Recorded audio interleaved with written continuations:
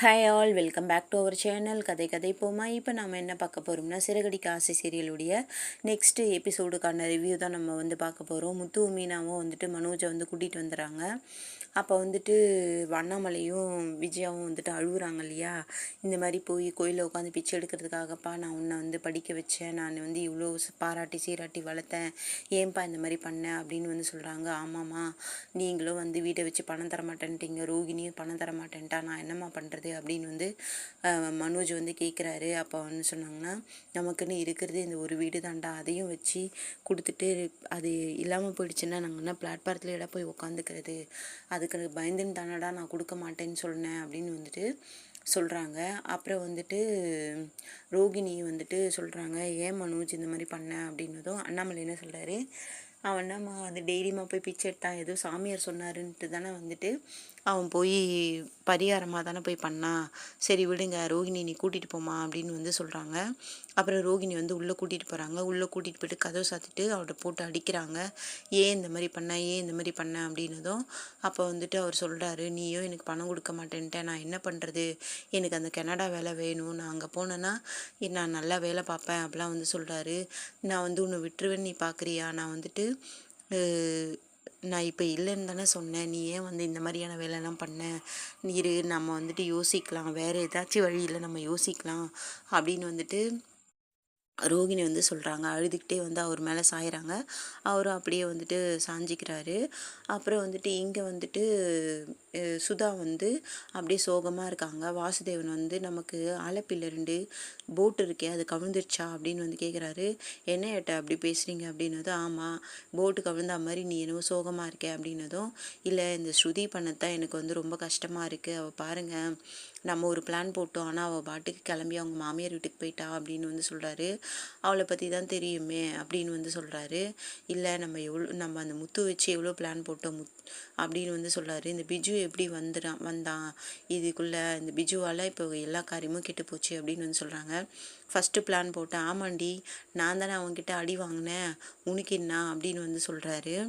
அப்புறம் அவர் என்ன சொல்கிறாருன்னா, சுதா சொல்கிறாங்க, இந்த மாதிரி நீங்கள் சொன்ன மாதிரி பிஜு முத்து தான் வர வச்சிருப்பாரோ அப்படின்னு சொல்கிறாங்க. அப்போ வாசுதேவ் என்ன சொல்கிறாருன்னா, பிஜுக்கும் முத்துக்கும் கனெக்ஷனே கிடையாது, அவனுக்கு இவனை யாருன்னே தெரியாது ஃபஸ்ட்டு, ஆனால் நம்ம ஸ்ருதி பற்றி தான் தெரியும்ல, அவள் சின்ன வயசுலேருந்து வேணான்னு சொல்கிறத வேணும்னு அடம்பிடிப்பா, வேணும்னு சொல்கிறத வேண்டான்னு அடம்பிடிப்பா, அவளை பற்றி தான் சின்ன வயசுலேருந்து நம்மளுக்கு தெரியும்ல, அப்புறம் என்ன போயிருக்கால போட்டோம், நம்மளுக்குன்னு ஒரு சான்ஸ் கிடைக்கும், அப்போ நம்ம அவளை கூப்பிட்டு வந்துடலாம் அப்படின்னு சொல்கிறாரு.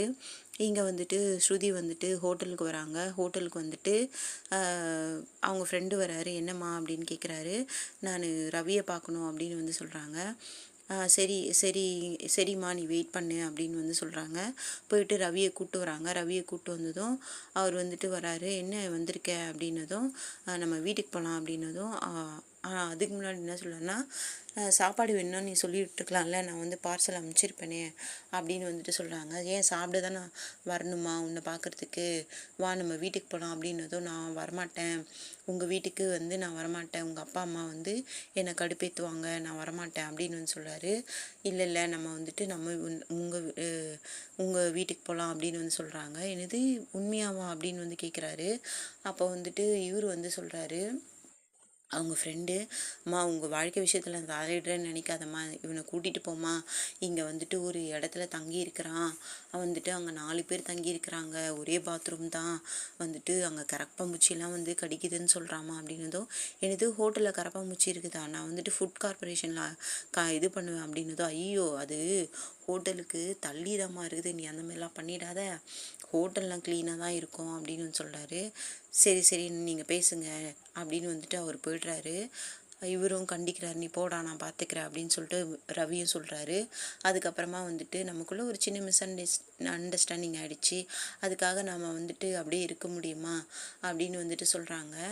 என்ன திடீர்னு என்னை நம்ம வீட்டுக்கு போகலான்னு சொல்கிற அப்படின்னதும், ஆமாம் நேற்று இந்த பிஜுவால் இவ்வளோ பிரச்சனையாச்சு, வந்துட்டு முத்து தான் வந்து காப்பாற்றினாரு அப்படின்னதும், எனக்கு ஒரு ஃபோன் பண்ணியிருக்கலாம்ல அப்படின்னு வந்துட்டு ரவி வந்து சொல்கிறாரு. அதான் உங்கள் அண்ணன் வந்து என்னை சேவ் பண்ணிட்டாரு, அப்புறம் என்ன அப்படின்னு வந்து சொல்கிறாங்க. அப்புறம் வந்துட்டு வா நம்ம வீட்டுக்கு போகலாம் அப்படின்னதும், சரி நீ ஒரு 1/2 வெயிட் பண்ணு நான் வந்துடுறேன் அப்படின்னு வந்து சொல்கிறாரு.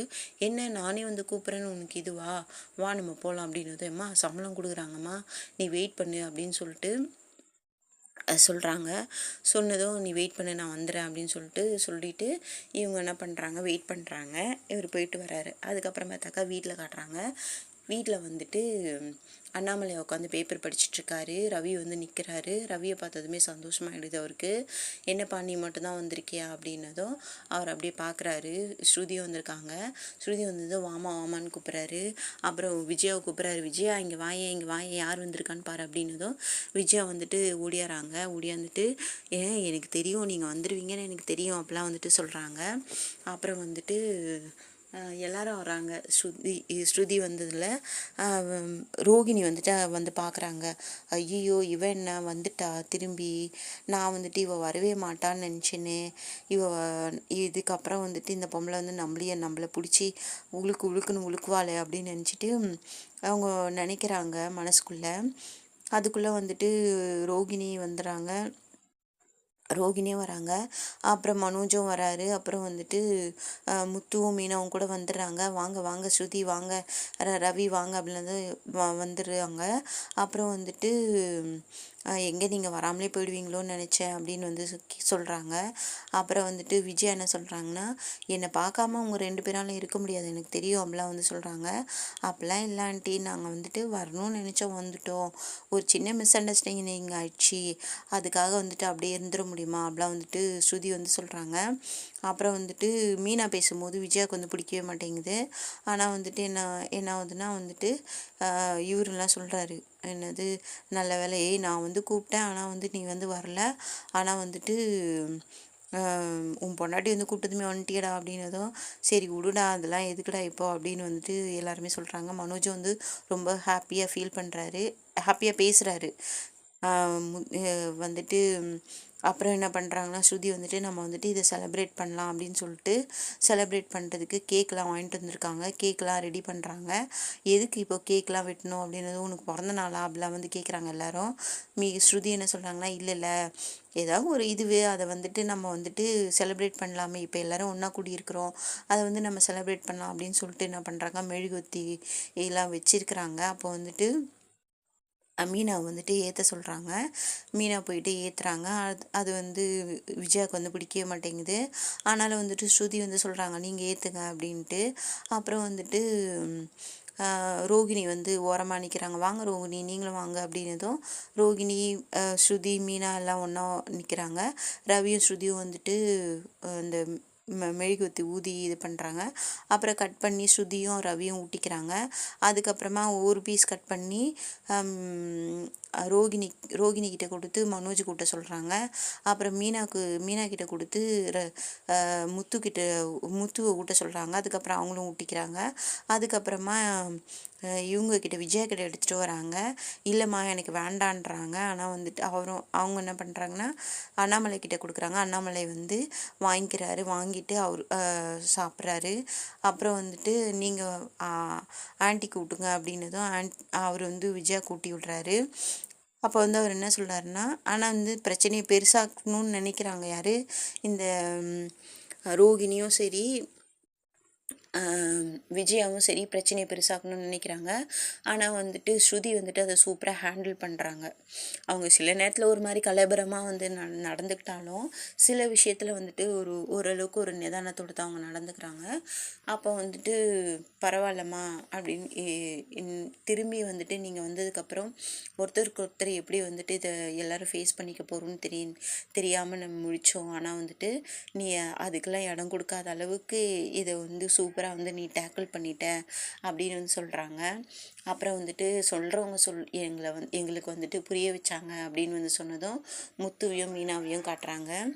அதுக்கப்புறம் வந்துட்டு என்ன ஆகுதுன்னா சரி சரி எல்லாரும் போங்க அப்படின்னு சொல்கிறாங்க. அப்புறம் வந்துட்டு சரி சரி இன்னைக்கு ரவியும் ஸ்ருதியும் வந்துட்டாங்க, அதனால் வந்துட்டு எல்லாருக்கும் வந்துட்டு என்னென்ன பிடிக்கும்னு சொல்லுங்கள், நான் சமைச்சு தரேன் அப்படின்னு வந்து மீனா வந்து சொல்கிறாங்க. அதுக்கு ஸ்ருதி என்ன சொல்கிறாங்கன்னா, நீங்கள் இன்னைக்கு ரெஸ்ட் எடுங்க, நான் வந்துட்டு ஹோட்டலில் எல்லாருக்கும் ஆர்டர் பண்ணிடுறேன் அப்படின்னு வந்து ஸ்ருதி வந்து சொல்கிறாங்க. அதுக்கு வந்து ரவி என்ன சொல்கிறாருன்னா, எங்கள் ஹோட்டல்லேயே ஆர்டர் பண்ணிக்கலாம் அப்படின்னதும், ஐயோ வேணாம் வேணாம் இன்றைக்கினா நாங்கள் நல்ல சாப்பாடு சாப்பிட்றோம் அப்படின்றாங்க. என்ன எப்படி சொல்கிறேன், ஜஸ்ட் ஜோக்கிங் அப்படின்ட்டு வந்து விட்டுறாங்க. அப்புறம் வந்துட்டு அந்த கேக்கை வந்து கட் பண்ணி கொடுங்க மீனா அப்படின்னு சொல்லிட்டு ஸ்ருதி வந்துட்டு ஹாட் வாட்டர் கேட்குறாங்க.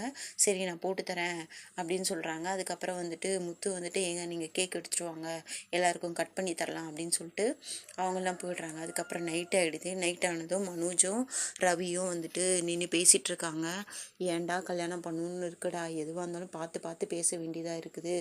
ஆமாம் வந்து முத்துவும் மீனாவும் வந்து உங்ககிட்ட பேசினாங்களா அப்படின்னதும், ஆமாம் அவங்க வந்து பேசினாங்க, ஆனாலும் அவங்க பேசினி கூட நீ வரவே இல்லையடா அப்படின்னு வந்து கேட்குறாங்க. நான் என்னடா பண்ணுறது, அப்பா அம்மாவை கூட பிறந்தவங்கள கூட விட்டு கொடுத்துடலாம், ஆனால் பொண்டாட்டின்னு ஒருத்தி வந்துட்டா அவளை விட்டு கொடுக்கவே முடியல, என்ன பண்ணுறதுன்னே தெரியல. ஜாலியாக இருந்தேன் கல்யாணம் பண்ணுறதுக்கு முன்னாடி, ஜாலியாக சுற்றுவோம், பீர் அடிப்போம், எல்லாம் பண்ணுவோம். ஆனால் வந்துட்டு கல்யாணம்னு ஆனதுக்கப்புறமா ரொம்ப கஷ்டமாக இருக்குடா அப்படின்னு வந்து சொல்கிறாங்க. எனக்கு பிரச்சனை எப்படி தான் வருதுன்னே தெரில அப்படின்னு வந்து ரவி வந்து புலம்புறாரு. அதுக்கு வந்துட்டு மனோஜ் என்ன சொல்கிறாருன்னா, உனக்கு பிரச்சனையே முத்துவால் மட்டும்தாண்டா வருது அப்படின்னு வந்துட்டு மனோஜ் சொல்கிறாரு. அதுக்குள்ளே பார்த்தாக்கா இவரும் வந்துடுறாரு. யார், நம்ம முத்துவும் வந்துட்டு பாய் தலைகாணி எடுத்துக்கின்னு மாடிக்கு வந்துடுறாரு.